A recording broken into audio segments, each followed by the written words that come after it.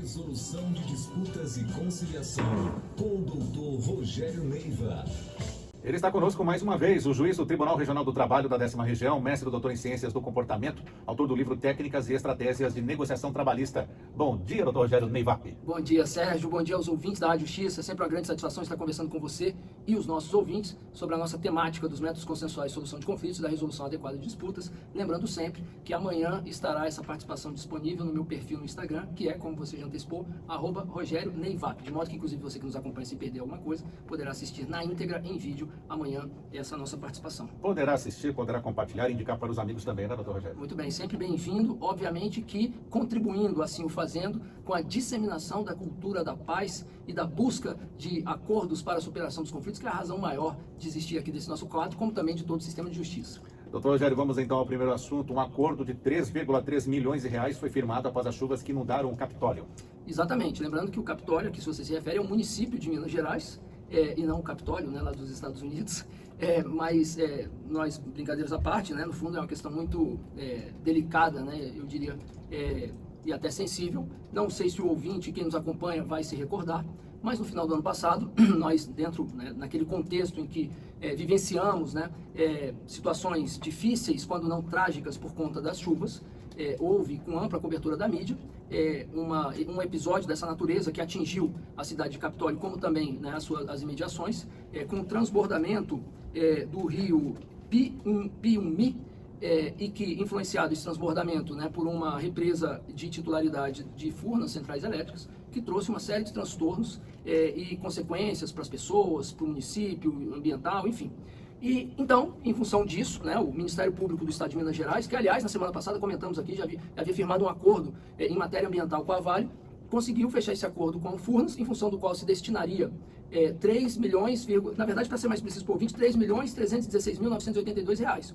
E recurso esse, já com a destinação estabelecida, envolvendo, por exemplo, elaboração de plano de contingência, que é algo assim, importantíssimo em situações como essa, ressarcimento das famílias empreendedores que foram atingidos, instalação de bombas de sucção e um repasse de R$1.686.000 reais para a prefeitura do município, de modo a investir aí na reparação dos equipamentos públicos que foram atingidos. Portanto, fica esse registro, louvando tanto o Ministério Público quanto a empresa por ter chegado a uma solução de consenso. Imagina o ouvinte o que seria um processo judicial para chegar nesse resultado em termos de reparação, de modo que, felizmente, foi possível estabelecer um acordo nessas condições que tem tudo, inclusive, para evitar que o evento não se repita mais adiante, e assim desejamos. Vamos para um outro assunto. Hoje, o deputado estadual federal Ricardo Salles fez um acordo com o MP para dar fim a uma ação por improbidade administrativa. Pois é, Sérgio, esse fato, né, esse é o fato, a acusação, né, a alegação do Ministério Público envolvendo o ato de improbidade que teria sido praticado envolvia uma nomeação que teria sido feita por ele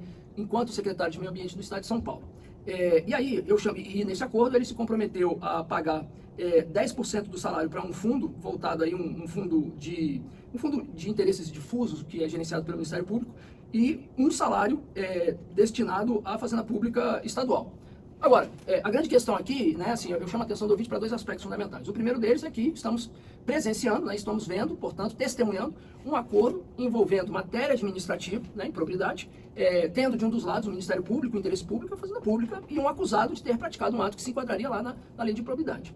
E eu digo isso porque, né, assim, há quem ainda tem aquela visão que eu trato como atrasada, de que assim, não há possibilidade no âmbito público, da Fazenda Pública, de haver transação. Esse é um paradigma que está absolutamente superado, ainda que tenham segmentos, não só do poder público, né, mas no meio jurídico, que tem essa compreensão de que, em função da tal indisponibilidade do interesse público, não é possível fazer transação. Esse é o primeiro ponto. O segundo ponto, que alguma medida decorre desse, é que o ouvinte podia dizer assim, mas como o Ministério Público faz um acordo com uma questão como essa, improbidade é uma coisa muito séria, né? Aliás, né, abrindo parênteses, já comentamos aqui, estaremos em algum momento trazendo notícias, o TCU instaurou um procedimento de conciliação e mediação, né? E não há nada mais envolvendo aí interesse público do que o tramita no Tribunal de Contas da União.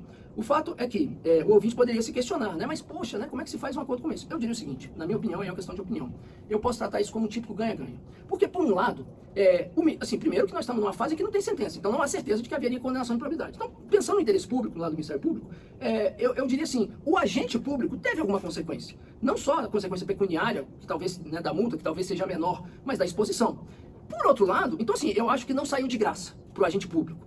Por outro lado, pensando, né, no lado também do agente público que está sendo acusado, que obviamente, respeitado o devido processo legal, poderia, né, exercer o seu direito de defesa e brigar até o final, ele evita o risco, por exemplo, de vir aí uma decisão que enquadre, é um político, né, está em exercício de mandato, óbvio que tem pretensões políticas, e que amanhã seja enquadrado, aí, por exemplo, na lei da ficha limpa. Portanto, eu diria, obviamente com a dose de suspeição como entusiasta do tema, mas que esse é um típico ganha-ganha, de modo que louvo o Ministério Público e o deputado por terem chegado a essa solução de consenso. Vamos para um outro assunto, doutor Rogério Neiva. Conciliações do TST movimentam mais de 105,7 milhões de reais em 6 meses. Isso é entusiasmo também, como o senhor é um entusiasta? Não, aqui, Sérgio, eu inclusive preciso me conter para não me empolgar e entusiasmar, não só pelo entusiasmo de forma geral com o tema, mas por se tratar, né, da Justiça do Trabalho e de uma iniciativa da vice-presidência do TST, a quem eu tenho, né, assim, enquanto instituição, eu tenho uma consideração muito grande, porque tive a oportunidade e a felicidade de ter uma participação bastante intensa durante 4 anos, em 2 gestões, e posso me reservar o direito de dizer que ajudei a construir e dar os primeiros passos que viabilizou o que se tivesse agora e que é motivo de muita comemoração. O que acontece objetivamente para que o ouvinte possa entender? A atual gestão da vice-presidência, comandada pelo ministro Aloysio Corrêa da Veiga, que tem, né, se mostrado um grande entusiasta da matéria e procurado contribuir com o avanço do fomento aos métodos consensuais, não só em âmbito nacional, mas principalmente no TST, e que vem sendo muito bem auxiliada pela minha amiga magistrada do TRT da 10ª Região, Roberta Carvalho, que é a juíza auxiliar da vice-presidência, responsável por essa matéria, tomou a iniciativa, a vice-presidência, de instituir um CEJUSC, um Centro de Conciliação no TST.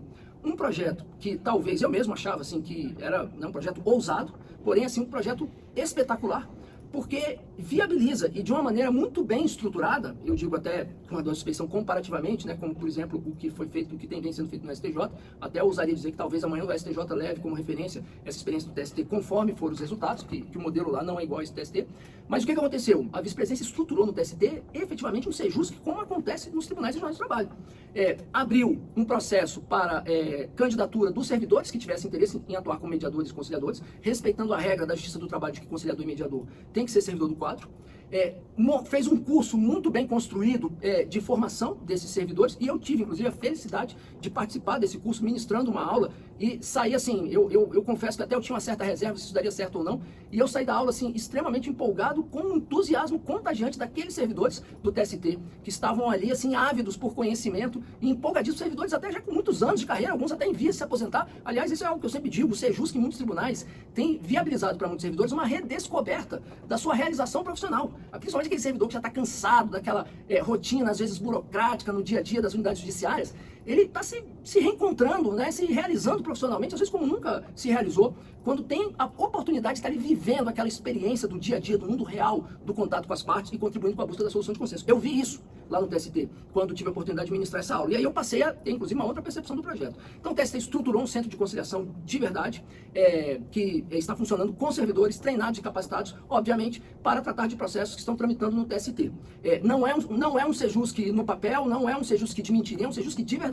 Inclusive eu digo isso, e com esse tom mais assertivo, para chamar a atenção de quem nos acompanha, principalmente quem é advogado, ou mesmo quem é parte, que tem um processo tramitando no TST, que considere essa possibilidade. Aliás, se você tiver interesse em se valer do serviço do CEJUSC para tentar uma mediação no CEJUSC do TST, foi criada uma página específica para isso, que é www.tst.jus.br/vice-presidência/CEJUSC-TST. Repetindo, tst.jus.br/vice-presidência/CEJUSC-TST. Entrando na página da vice-presidência do TST no site também, você vai achar isso com muita facilidade. Portanto, fica aí essa provocação a quem nos acompanha e o registro de congratulações pela iniciativa e por esse resultado que podemos comemorar agora. Agora vamos para o quadro Celebridades Também Fazem Acordo, doutor Rogério Neiva. Vai contar a história de quem hoje? Hoje nós vamos contar a história do cantor Eduardo Costa. Mas olha, Sérgio, esse quadro, eu quero chamar a atenção do ouvinte, né, que brincadeiras à parte, né, isso tem um sentido importante, eu tenho dito isso aqui para a sociedade, porque quando uma celebridade, um famoso, envolvido num conflito, concilia, está contribuindo, e isso repercute, obviamente, até por se tratar de uma celebridade, isso contribui com um dos grandes objetivos hoje do Poder Judiciário, que é de disseminar a cultura da paz, que é dizer para a sociedade que um conflito não se resolve apenas por uma sentença e também por um acordo. Então, eu tenho procurado, né, trazer aqui para a gente comentar, né, vamos brincar aqui de criar o quadro Celebridades Também Conciliam, mas isso é uma oportunidade que nós temos de repercutir esse tipo de medida que ajude muito nessa disseminação da cultura da paz. Pois bem, o que temos aqui, então?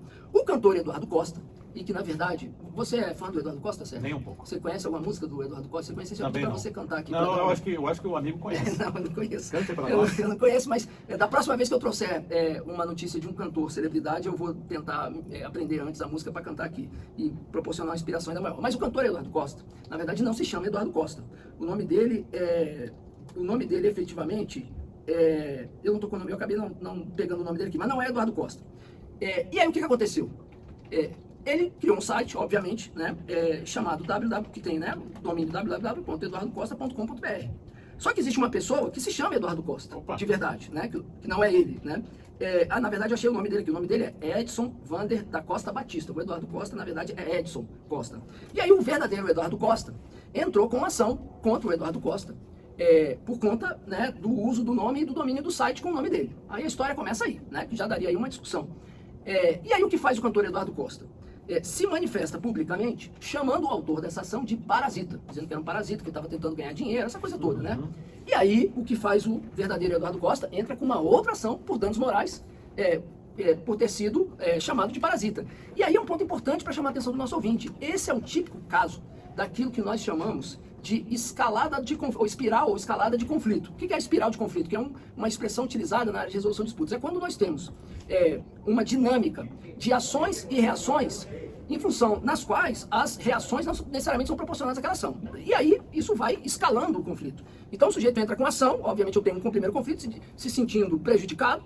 Quem está do outro lado reage o ofendendo. E aí eu vou ter. Então assim, essa é uma dinâmica, né, que é uma dinâmica que é tratada, né, e dentro da área de resolução de disputas, no sentido de se evitar que aconteça, né.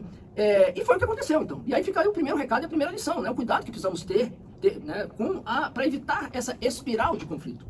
Só que, por outro lado, o bom da história é o quê? É que o cantor Eduardo Costa e o verdadeiro Eduardo Costa, que não é um cantor, chegaram a uma solução de consenso para resolver não só o problema do nome, que era o primeiro litígio, a primeira lide, mas para resolver também a questão da ofensa. E colocou um ponto final nessa história, em função, nesse acordo, o cantor se comprometeu a pagar R$50 mil. Portanto, fica aí o registro, fica aí a lição, né, inclusive com a questão aí da espiral de conflito, e as congratulações ao cantor Eduardo Costa, né, por ter conciliado e resolvido os dois conflitos, esse é o mais importante, e ao verdadeiro Eduardo Costa por também ter concordado com essas... Doutor Rogério, muito obrigado por estar conosco mais uma vez. Lembrando que você vai poder acompanhar essa participação do Dr. Rogério Neiva, se você perdeu algum pedaço aí, o começo dessa conversa, no Instagram, @Rogério Neiva. Dr. Rogério, que é juiz do Tribunal Regional do Trabalho da 10ª Região. Um grande abraço. Eu que agradeço, Sérgio, sempre uma satisfação falar com vocês, nossos ouvintes.